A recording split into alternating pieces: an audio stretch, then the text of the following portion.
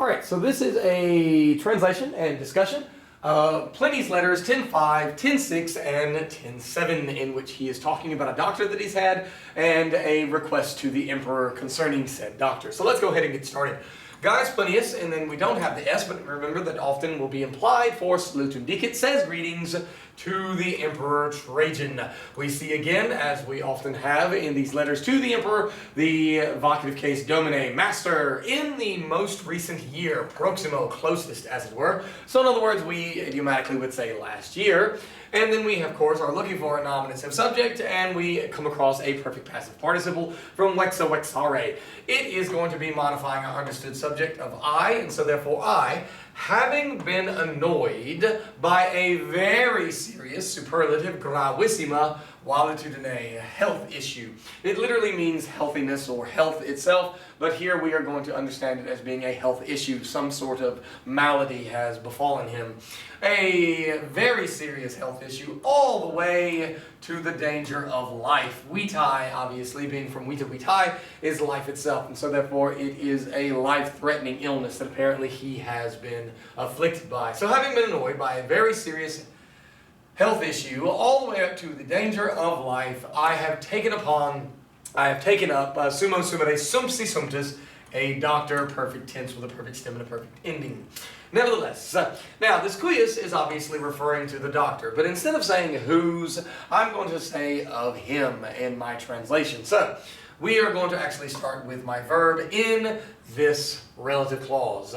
And so I am able to bring thanks, pharo feri tuli latis, or bring back thanks, to his anxiousness, to his worry, to his anxiety, to his absolute, what's the word we're wanting to look for? Anxiety, really, but his concern, his worrisome concern, I think is what this really means. So I am able to bring thanks to his worrisome concern and his enthusiasm.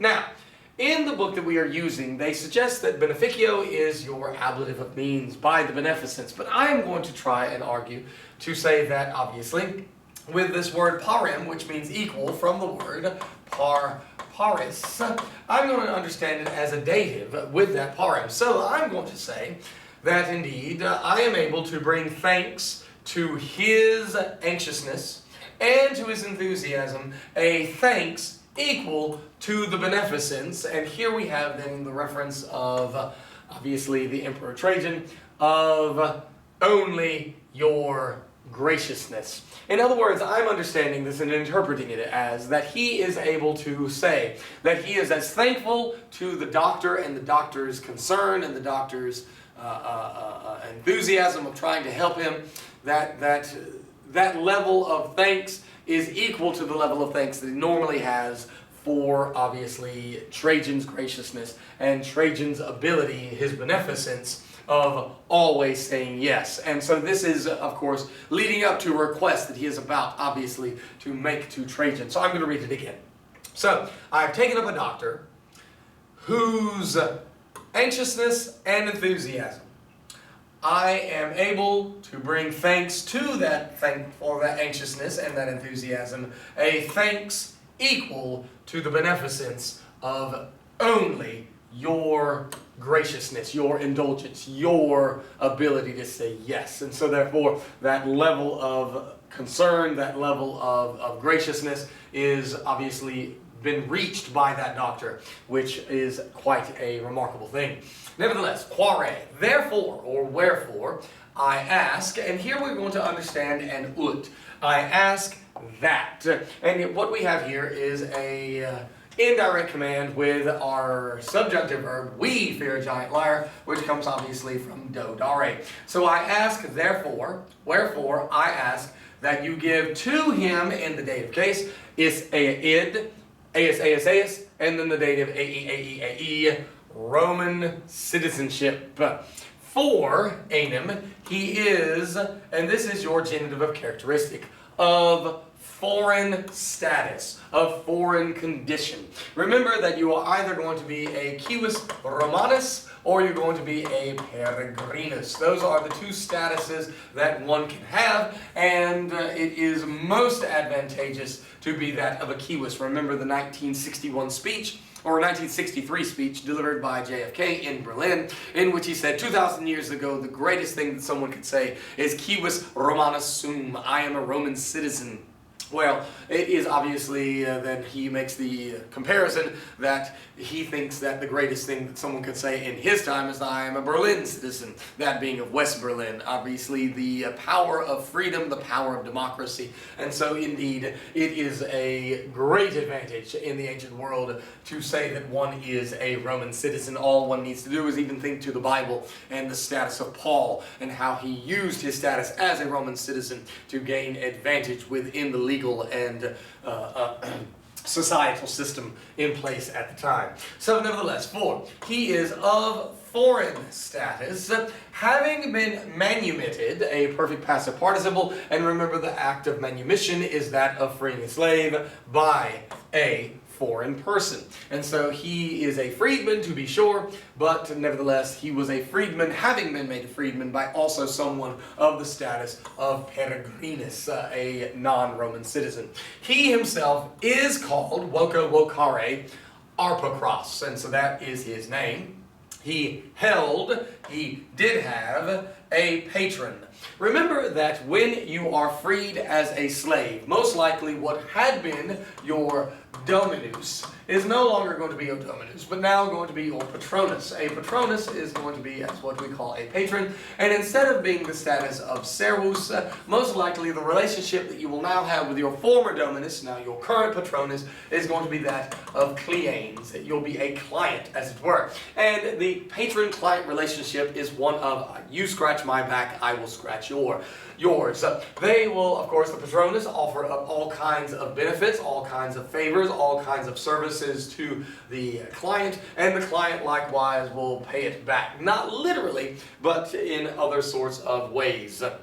The patronus usually is the one that is going to have greater economic and political power, and the cliens is going to provide in other ways sorts of services and favors to that of the patronus. So, nevertheless, he himself is called arpocros. He held as his patrona, so it would be a woman, obviously, Thermuthis. This is, of course, the Greek accusative that we see there, and likewise we saw the Greek accusative that we have there. Thermuthis of Theon.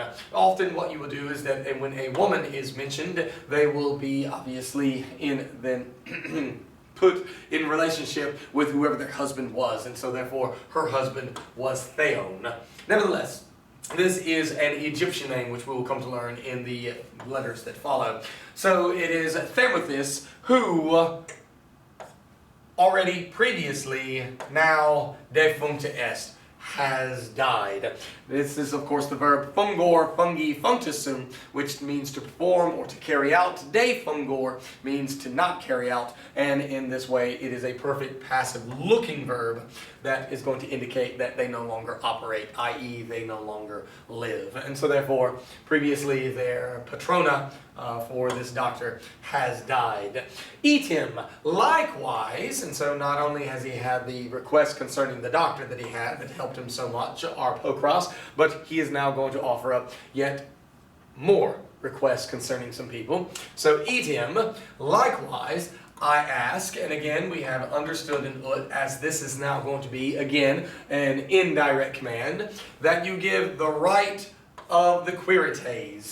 The quirites is the term that we use, obviously, for all Roman citizens. Remember that Quirinus is the name given to Aeneas once he is going to be made, or I should say not Aeneas, Romulus, once he is made into a god upon his death. And so therefore the quirites are going to become then the people of Romulus, the people of Quirinus, and thus indeed is going to be a term that we use for the Roman citizens, the Romans themselves. So, he is wanting Roman citizenship. Therefore, likewise, etim, I ask that you give the right of the quirites, i.e. Roman citizenship, to the freed people here in the dative case, receiving this accusative direct object, therefore it being the indirect object, to the freedmen of Antonia Maximilla. And so therefore these are then the freed people who had been previously the slaves, but now are the liberti of this person Antonia Maximilla. And thus indeed we now have a description of what kind of gal she is,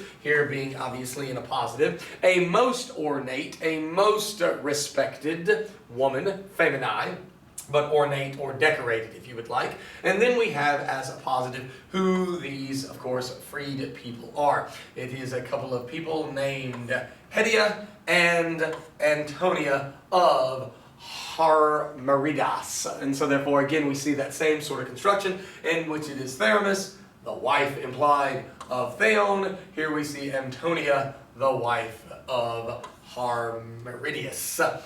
Quod a te parente patrona pete. And so a thing which, this request concerning these three people, you have the doctor Arpocrus, you have obviously Antonia, I'm sorry, you have Hedia and Antonia that is there. A thing which I seek from you, and then here ablative absolute with the patrona, that being Antonia Maximilla, seeking it. And so what we have here is that he, presumably Pliny, is probably the patron of Antonia Maximilla. She has made a request concerning her clients to him because she is a client to Pliny, and Pliny obviously is a cliens to obviously the Emperor Trajan. And so it is obviously going up the chain in this series of requests of a bit of help and or a favor, which one would expect in this patron-client relationship. So, from the very bottom, you have Hedia and Antonia, who are clients to Antonia Maximilla, who is a client to Pliny, who is then obviously a client to Trajan. And so, up the ladder, it is being given this request concerning, obviously, citizenship. So, keep studying it. It was a short video, hopefully, but nevertheless, it will be of great help to you.